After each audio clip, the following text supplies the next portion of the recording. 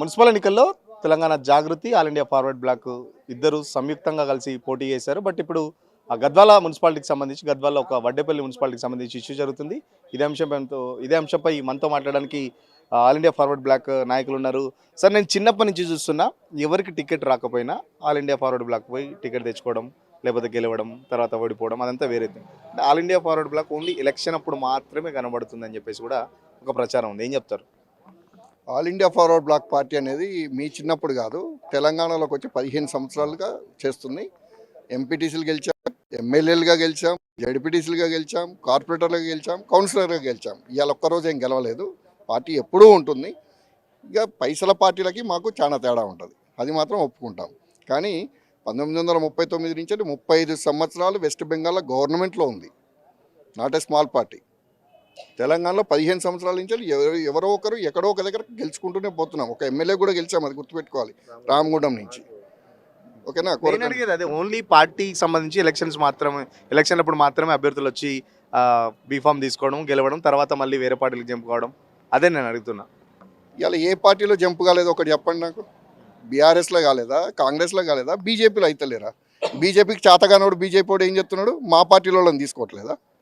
అది కూడా జరుగుతున్నది. ఇవాళ ఏ పార్టీ ఈ పార్టీ అనేది కాదు, గెలిచిన తర్వాత వాళ్ళ విజ్ఞత అనేది ఇంపార్టెంట్ ఇక్కడ. అంతేకాకుండా ఇవాళ సుభాష్ చంద్రబోస్ పార్టీ నుంచి వెళ్ళి ఎవరైతే పోతున్నారో వాళ్ళని మేము వదిలిపెట్టాం. వాళ్ళ మళ్ళీ ఉద్యోగం పోయిందాక విప్ జారీ చేస్తాం. అన్ని రకాల ఎలక్షన్స్ కంపల్సరీగా ఉంటాయి. చాలా పగడబందిగానే మేము బీఫామ్లు ఇచ్చినాం తప్ప ఇంకోటి లేదు. నిన్న కరీంనగర్కి సంబంధించి ఒక కార్పొరేటర్ని కూడా కేంద్ర మంత్రి బండి సంజయ్ కూడా లాక్కోవడం జరిగింది. సో దానికి సంబంధించి ఏం చెప్తారు? మరి లీగల్గా ఏమైనా యాక్షన్ తీసుకుంటారా మీ కార్పొరేటర్ మీద? 100% విప్ జారీ చేస్తాం. బండి సంజయ్ అనే వ్యక్తికి సిగ్గుండాలా. ఒక పార్టీ ఆయన ఇండిపెండెంట్ అని అనౌన్స్ చేస్తున్నాడు పార్టీని. ఆయన పుట్టలేదు, నేను పుట్టలేదు, వాళ్ళ పార్టీయే పుట్టలే. అప్పటికి ఈ పార్టీ పుట్టినప్పటికీ ఆ పార్టీ కూడా పుట్టలే. 1939లో 1939లో పుట్టిన పార్టీ ఇది. బీజేపీ లాగా మొన్న పుట్టిన పార్టీ కాదు. అసలు ఇప్పుడు నన్ను అడిగితే బీజేపీ పార్టీ అనేది లేదు. మోడీ అండ్ అమిత్ షా పార్టీ మాత్రమే ఉంది.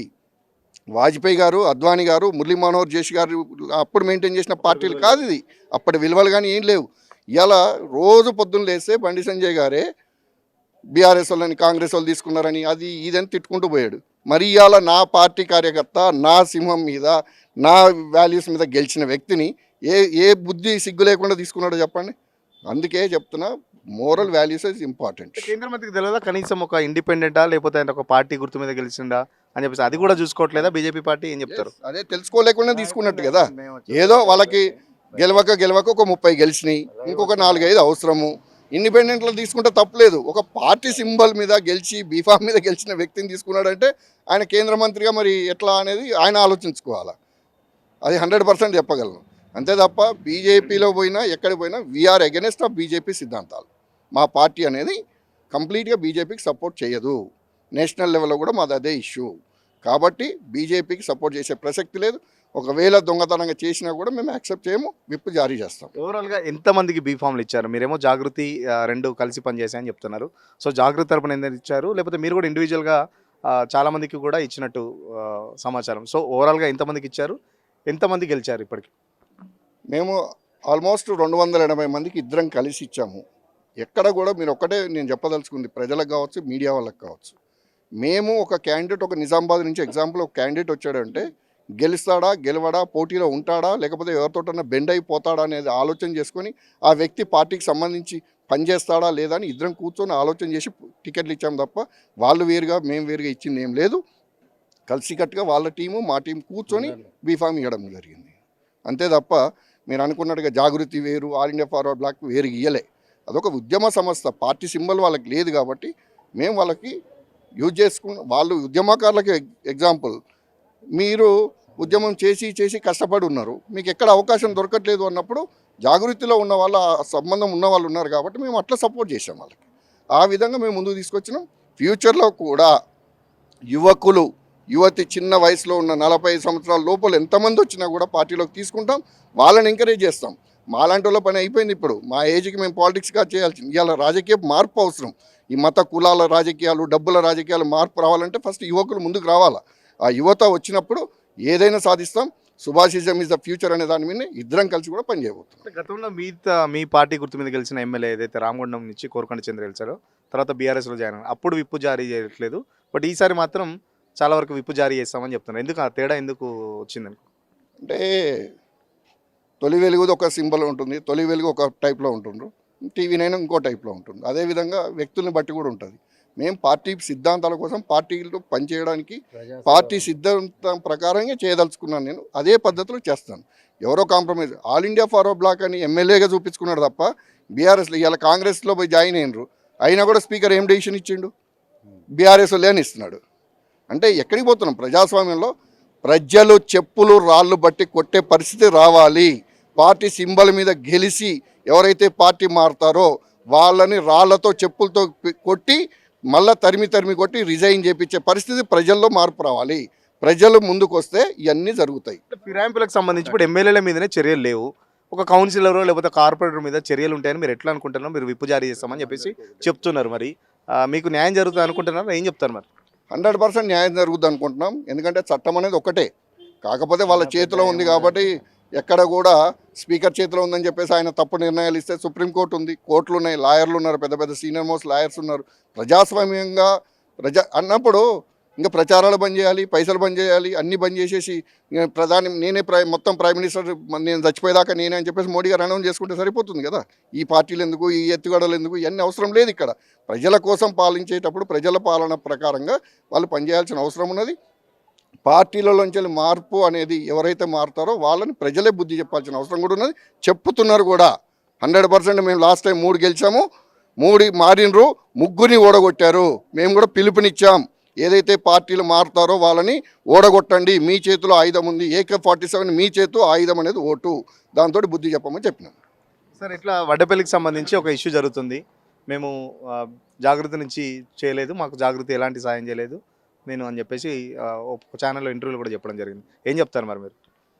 వడ్డే శ్రీనివాస్ గారు బీఫామ్స్ తీసుకున్న సింహం గుర్తు మీద పోటీ చేసి గెలవడం జరిగింది. సింహం గుర్తు ఎవరైతే అందరికీ ఇస్తున్నామో సమన్వయంగా జాగృతి కవితా మేడంతో సమన్వయంగా మనము ప్రజల్లోకి వెళ్ళాము.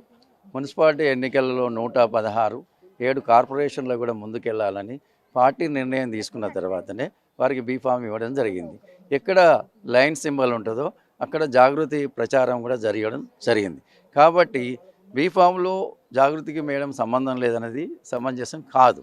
ఎందుకంటే ఇక్కడ అధిష్టాన వర్గం నిర్ణయం తీసుకొని ఒక ఉద్యమకారులతో కలిసి పోతున్నాం అన్నప్పుడు అది అందరితో సమానంగానే భావించడం జరుగుతుంది. సమయం సందర్భంగా సపోజ్ TV9లో రజనీకాంత్ గారు ఫోన్ చేసి బాబు మీకు సంబంధం లేదా అంటే ఆ ఫోన్ ఎక్కడి నుంచి వస్తుంది, ఎవరు చేస్తున్నారు, ఫోన్లో ఏ వ్యక్తి కనిపించరు కదా. శత్రువులు కావచ్చు, మిత్రులు కావచ్చు, అన్నోన్ పర్సన్స్ కావచ్చు, ఐడెంటిఫికేషన్ ఎలా వస్తుంది? ఇవాళ రేపు ఫోన్ ట్యాపింగ్స్ చాలా జరుగుతున్నాయి. ఫోన్ ట్యాపింగ్స్ ఇంత పెద్ద ఇన్వెస్టిగేషన్ మాట్లాడింది, స్టేట్మెంట్ ఇచ్చింది వడ్డేపల్లి శ్రీనివాస్ కాదనుకుంటున్నారా? మీరు ఏం చెప్తారు? ఎవరైతే మీడియా నుంచి ఫోన్ చేశారో, నేను TV9 నుంచి రజనీకాంత్ మాట్లాడుతున్నాను, మీరు కవితా మేడం మీద జాగృతి మీద గెలిచారా అంటే కాదు అన్నాడు. కానీ అడగాల్సిన ప్రశ్న, రజనీకాంత్ గారు అడగాల్సిన ప్రశ్న ఏంటి? ఆల్ ఇండియా ఫార్వర్డ్ బ్లాక్ జాగృతి మేడంతో కలిసి పోటీ చేస్తుందా లేదా రాష్ట్రంలో మున్సిపాలిటీలో అని క్వశ్చన్ అడిగాడా? అడగలే కదా. ఇక్కడ కూడా ఇప్పుడు మీరు కూడా నాతో మాట్లాడుతున్నారు, నేను ఫోన్ చేస్తాను మీకు, మీరు ఎక్కడున్నారంటే ఏం చెప్తారు? ఎవరు సార్, ఏం సార్ అని అడుగుతారు. అడిగే టైం కూడా ఇవ్వలేదు. నేను ఎన్నికలు జరుగుతున్న సమయంలో, రిజల్ట్ వస్తున్న సమయంలో ఒక్కొక్క లీడర్ చాలా ప్రెజర్లు ఉంటారు. ఆ 15 డేస్లో ఏ కాల్ ఎక్కడి నుంచి వచ్చినా జాగ్రత్తగా మాట్లాడాలా. ఎవడు ఎక్కడ కిడ్నాప్ చేస్తాడో, ఎవరిని ఎక్కడ మోసం చేస్తారో అని ఒక ఆందోళనతో ఉన్నటువంటి సమయంలో ఫోన్ చేసి మీడియాలో దాన్నే హైలైట్ చేయడం ఇది సరైనది కాదు. ఒకసారి గమనించండి, line symbol all India forward Subhash Chandrabose 1939 నుంచి కాంగ్రెస్ నుంచి విడిపోయి ఒక ఉన్నతమైన ఆఫీసర్, IAS ఆఫీసర్, తన యొక్క పాలన సిస్టమ్ సిద్ధాంతాలు ఇప్పటి వరకు కంటిన్యూ అవుతున్నాయంటే ఒక ప్రజల మీద, భారతదేశం మీద ఉన్నటువంటి గట్టి నమ్మకం. ప్రతి ఊర్లో ఒక విగ్రహం ఉంటుంది సుభాష్ చంద్రబోస్, ప్రతి విలేజ్లో ఒక యూనియన్ ఉంటుంది సుభాష్ చంద్రబోస్ అసోసియేషన్స్. వాళ్ళు స్వచ్ఛందంగా చేస్తున్నటువంటి సంస్థలు. కానీ ఈరోజు నేను మీడియాకి చెప్పదలుచుకున్న విషయం ఏంటంటే, ఏ ఫోన్ కాల్ వచ్చినా, ఏ ఫోన్ ట్యాపింగ్ అయినా, ఎవరు చెప్పినా అది సమంజసం కాదు. అసలైన తొలి వెలుగు. ఫాలో వాట్సాప్ @తొలి వెలుగు official.